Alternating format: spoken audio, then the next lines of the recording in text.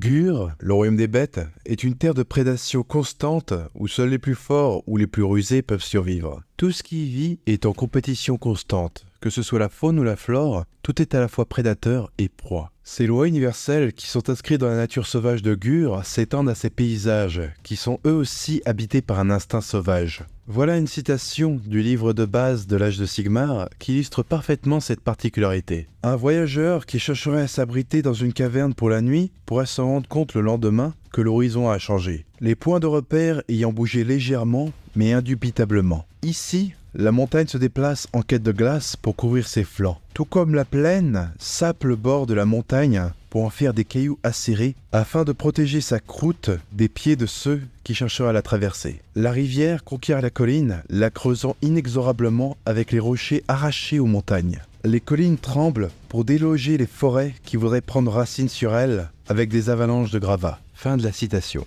La lutte pour la survie est vraiment partout à un niveau fondamental. De par la nature inconstante du sol, la plupart des peuples qui vivent à Gur sont des tribus nomades. Ces peuples érigent rarement des murs car ils ne tiendraient pas longtemps face aux immenses prédateurs de Gur. Au lieu de cela, pour survivre, les défenses les plus utilisées sont des pieux inclinés hérissés tout autour des camps. Les créatures trop stupides ou trop frénétiques pour appréhender ce genre de piège viennent généralement s'y empaler aisément. Les habitants n'ont plus alors qu'à allumer un feu sous la carcasse pour nourrir la tribu qu'elle comptait dévorer. La viande est d'ailleurs la source de nourriture majeure pour ce royaume, car toute possibilité pour l'agriculture est sévèrement limitée. De fait, le sel de bonne qualité est un produit de très grande valeur afin de pouvoir conserver les venaisons. Cette abondance a d'ailleurs amené bien souvent les chasseurs du royaume de la bête à commercer avec des civilisations vivant dans des royaumes moins nourriciers. Une pièce de viande de bas de taille peut s'échanger contre un lot de lames du royaume du métal ou des pierres précieuses des princes d'améthyste de Shaish. Les terres de Gur abritent de nombreuses tribus de races d'une immense variété. En plus des humains, des elfes et des nains, de nombreuses races uniques, humanoïdes, animales y ont vu le jour, et ce aussi bien chaotiques que non chaotiques. C'est aussi bien sûr là que prospèrent les hordes de Gorkamorka, tels que les Uruk, les Ogors, les Gobelins, les Gargants. Leur philosophie de survie du plus apte et leur agressivité sans limite s'avérant des atouts pour survivre dans ces régions sauvages. L'agressivité et la nature sauvage des peuples de Gur aura d'ailleurs facilité l'arrivée du chaos dans ces terres. Bien que les tribus sauvages ne le connaissaient pas sous ce nom, de grandes récoltes de crânes et chasses de sang ont par inadvertance honoré le dieu Khorne. Ces actes ont fini par ouvrir la porte au séide du dieu du sang, et lorsque les démons du chaos et leurs alliés s'emparèrent des vastes régions du royaume, ils ont été accueillis par des hordes de tribus sauvages pouvant en rendre leur sauvagerie au centuple. Et depuis le début de l'âge de Sigmar, les forces du Panthéon de l'Ordre se sont elles aussi joints au combat. Le royaume des bêtes reste donc fidèlement à sa nature dans un état de tension permanente. Ce statut indompté a d'ailleurs poussé Nagash à créer une légion ossiarque, l'Ost d'Ivoire, dont le seul but est de le conquérir. Les membres de cette légion contrastent d'ailleurs grandement avec le flegmatisme des autres ossiarques. Ils construisent leur corps avec les os des étendues sauvages du royaume de la bête, ce qui leur donne une animalité assez singulière chez les morts-vivants, qui n'est égalée que par les vampires. Et cela est aussi dû à la présence de pierre de royaume de Gur qui est ajoutée par les modeleurs d'os. Cette pierre évoque d'ailleurs à sa forme des ossements. Cette substance à la teinte ambrée se manifeste aussi naturellement que des fossiles dans la roche. Ces dépôts, dont la taille peut aller à celle d'une phalange de chauve-souris à celle d'un fémur de Thundertusk, sont très recherchés par les chamans et ambromanciens de Gur. Ils se forment principalement là où s'exerce une grande pression métaphysique, souvent à cause d'un profond traumatisme. Ceux qui entrent en harmonie avec des artefacts créés à partir de ces pierres peuvent déchaîner le pouvoir de la bête qu'ils recèlent, voire même se transformer en version primale d'eux-mêmes, dotés de muscles puissants pour se battre comme des prédateurs enragés. Parmi les régions majeures du royaume de la bête, les terres du cœur gurien sont celles qui sont le mieux cartographiées et les plus connues. Cela dit, les cartes des continents de cette région changent au fur et à mesure car eux aussi cherchent à se dévorer les uns les autres afin de s'étendre. En quelque sorte un peu à la manière que le feraient des cellules macrophages. Tondia y est le continent majeur en termes de taille et il est à l'épicentre des croisades Éophores à Gur. Excelsis, la cité des secrets, est la plus grande cité du continent. Comme beaucoup d'autres cités libres, elle a été fondée à la fin de la guerre des Porte-Royaumes.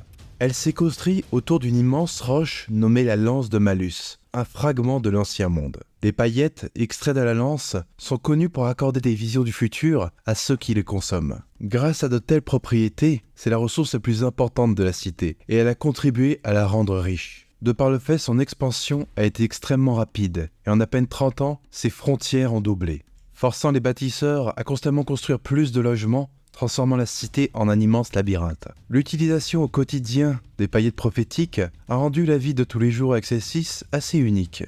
Elles peuvent être aussi bien utilisées par les dirigeants pour prévoir des menaces à venir, ou alors même par un simple pêcheur cherchant à localiser les endroits où les poissons sont les plus abondants. C'est une cité riche de prophéties dont l'esprit des habitants est sans cesse orienté vers le futur. Une autre région majeure du continent de Tondia est le Bois Noeux. Cette région a été grandement changée suite au crash d'un vaisseau Séraphon nommé le Talaxis, aussi connu sous le nom de l'œil de Chotek. C'est grâce à ces vaisseaux ziggorates ou vaisseaux temples que les Séraphons et les Slans naviguent dans le vide éthérique qui se situe entre les 8 royaumes. De là, les Slans observent les royaumes mortels afin de pouvoir agir à des moments clés dans le but d'accomplir le grand dessein qui a été imaginé par leurs créateurs, les anciens, afin de vaincre les puissances de la ruine. On ne sait pas exactement ce qui a fait chuter le Talaxis sur Gur, mais suite au crash du vaisseau, ces machines géomantiques ont mal fonctionné. Les énergies qui en émanaient ont commencé à terraformer la région et accélérer la croissance de la vie qui s'y trouvait. Les connaissances et les artefacts ésotériques inestimables que le vaisseau abrite a attiré la convoitise d'énormément d'individus à travers les royaumes. Un autre point de grande importance sur le continent est la cité de Vexotskol. Cette magnifique cité construite à l'intérieur d'une montagne était la capitale de l'empire Draconis, dont sont originaires Karazai et Krondis. Cet empire a régné sur le continent de Tondia durant une bonne partie de l'âge des mythes. Cependant, ils finirent par entrer en guerre avec une grande tribu voisine à leur empire, celle des Drogruk, menée par Kragnos, le dieu des séismes. Il a fini par exterminer une grande majeure partie du peuple Draconis. Karazai et Krondis ont fini par appeler à l'aide le seigneur Kroak. Avec son assistance, Kragnos finit par être enfermé sous une montagne. Gaïa est un continent voisin situé au sud-ouest de Tondia. L'un de ses points d'intérêt majeurs est la Porte-Gueule, la porte-royaume de Gur menant à l'Omnipoint. Durant la guerre des porte-royaumes, elle a été prise par les forces de la destruction menées par Gordrak, le point de Gork. Non loin de là se trouve Mekitopsar, une région qui a été terraformée par des séraphons volontairement cette fois-ci. Ces séraphons font partie de la griffe de Coatl, qui sont des cristallisés menés par des Saurus au lieu d'un Slan. Les cristallisés sont des séraphons qui sont redevenus organiques, contrairement à ceux qui vivent dans le vide éthérique, qui sont en partie faits d'énergie. Traversant cette région se trouvent aussi les piétinements d'Imnog. Ce sont d'immenses trous semblables à des empreintes de pas d'une créature gigantesque qui aurait appartenu, d'après certaines légendes, à Imnog, le géniteur des Gargants et notamment Behemat, le père des méga-gargants. D'ailleurs, le chemin de ces piétinements est un lieu de pèlerinage pour eux. La carcasse de Donz, qui se trouve un peu plus à l'est, au sud de Tondia et au nord d'Antor, est à vrai dire les restes d'un ancien continent qui se fait peu à peu dévorer par ses voisins. Ce continent a anciennement été le domaine de la tribu des Drogruk. Jusqu'à il y a peu, le continent était sur le point de mourir, mais depuis le rite de la vie et le début de l'ère de la bête, quelque chose dans la terre s'est éveillé, comme si elle se rappelait ce qu'elle avait été. Et mélangé à sa rage de refuser de mourir, des incarnés ont commencé à apparaître dans cette ère. Les incarnés sont des entités étant des manifestations de l'énergie des royaumes. La première fois qu'ils ont été aperçus était à la chaîne de Krondspine, à Tondia. Ils ont tendance à se former là où se trouvent de vastes cimetières d'ossements. De la pierre de royaume, l'os d'ambre, leur sert de cœur. Beaucoup de savants cherchent à comprendre la raison de leur existence. Certains pensent tout simplement qu'ils sont la rage primordiale de Gur, ayant pris forme physique. Les mages sont extrêmement prudents lorsqu'ils sont proches d'eux, car la magie agit comme une nourriture pour eux, ce qui en fait aussi des prédateurs naturels aux sorts persistants qui ont été provoqués par le nécroséisme. Malgré leur sauvagerie, il y en a qui ont réussi à lier ces entités à leur service. Au sud, le continent d'Antor est une étendue gelée recouverte de glace et de toundra. Ce climat est partiellement dû à une manifestation de l'hiver éternel. C'est à la base une malédiction qui suit depuis bien longtemps une race d'ogres nomades. Mais récemment, la magie a commencé à opérer différemment dans la région à cause de l'hiver. Les mages qui ont appris à manipuler la magie antorienne ont vu leur puissance décuplée, ce qui a créé une forte affluence de mages désireux d'étendre leur savoir dans cette région. Au sud d'Antor, au-delà de la mer du Kraken, se trouve le continent de Vjarl. D'une manière similaire à son voisin, le continent de Bjarl semble complètement avoir été recouvert par l'influence de l'hiver éternel. Il est même probable que c'est de là qu'est venu le phénomène qui a recouvert Andor. On peut trouver sur ces terres une autre partie des piétinements d'Imnog. D'après les légendes, le géniteur des géants aurait sauté depuis Bjarl au-dessus de la mer jusqu'à celui de Gaïa. Un autre point d'intérêt majeur du continent est la citadelle d'Ivoire, qui est la nécropole capitale de la Légion Ossiarque de l'Ost d'Ivoire, menée par la reine Gourigsa, la monarque des défenses.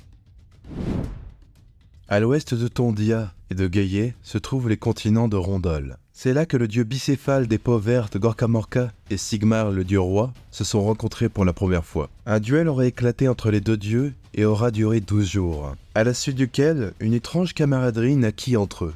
Un lieu assez particulier au sud de ce continent est la montagne vivante et prédatrice de la tombe de la bête. Cette montagne semble attirer des explorateurs à l'intérieur de ses entrailles labyrinthiques.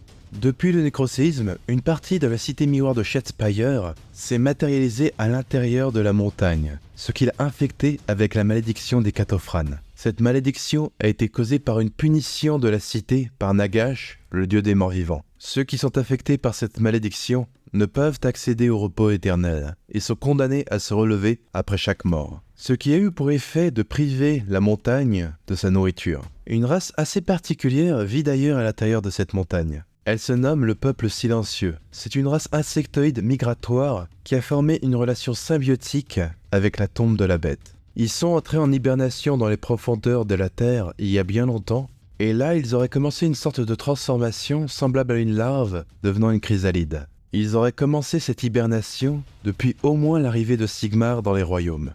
Dans les événements les plus récents, le rituel de la vie qu'a performé Alarielle aux chaînes des âges a aussi par la même occasion brisé la malédiction de la tombe de la bête, libérant enfin tous ceux qui y étaient prisonniers. Par la suite, la montagne a été brisée par une immense explosion orchestrée par les séraphons. Peut-être que le peuple silencieux se sera échappé avant ou se sera éveillé suite à cette explosion. Voilà donc pour ce dessous des cartes du cœur de Gur, j'espère que vous l'aurez apprécié. Je projette de faire en vidéo à l'avenir certains des points d'intérêt majeurs qui ont été mentionnés. S'il y en a qui ont beaucoup d'engouement dans les commentaires, je les ferai sans doute en priorité. En tout cas, le royaume de la bête est sans doute l'un de mes royaumes préférés. C'est un royaume indompté où la lutte pour la survie est omniprésente et où vraiment toutes sortes de créatures ou d'entités imaginables peuvent exister. D'ailleurs, pour la petite anecdote, j'adore y faire des campagnes du jeu de rôle Soulbound dans un style un peu Monster Hunter. Et vous en verrez très probablement une arriver sur la chaîne à un moment donné. J'aimerais aussi faire une annonce importante, la chaîne est maintenant partenaire YouTube depuis quelques temps et il est maintenant possible de soutenir la chaîne en la rejoignant tout en bénéficiant de certains avantages.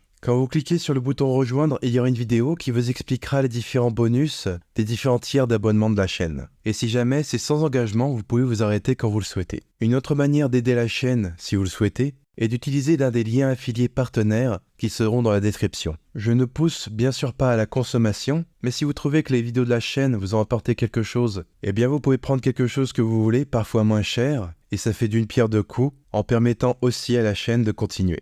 Un grand merci d'avance à ceux qui choisiront de le faire. Et aussi, je ne fais pas toutes les vidéos, mais si le contenu de la chaîne vous plaît, n'hésitez pas bien sûr à vous abonner, liker, la petite cloche, ça vous connaissez sans doute, mais aussi bien sûr à partager les vidéos où vous le pouvez. Ça aide énormément la visibilité de la chaîne, et si un certain nombre d'entre vous le fait à son échelle, ça aura vraiment un énorme impact. Autre petite chose aussi que je ne fais pas souvent, c'est vous demander de vous abonner aux différents réseaux de la chaîne, qui sont dans la description des vidéos et qui aideront aussi grandement la visibilité. J'adore vraiment faire du contenu sur l'univers de l'âge de Sigmar, et d'ailleurs j'explorerai peut-être aussi d'autres univers à l'avenir. Je compte vraiment faire de cette activité mon métier, et je remercie infiniment d'avance tous ceux qui m'aideront sur le chemin. Merci d'avoir regardé la vidéo jusqu'au bout, et à la prochaine!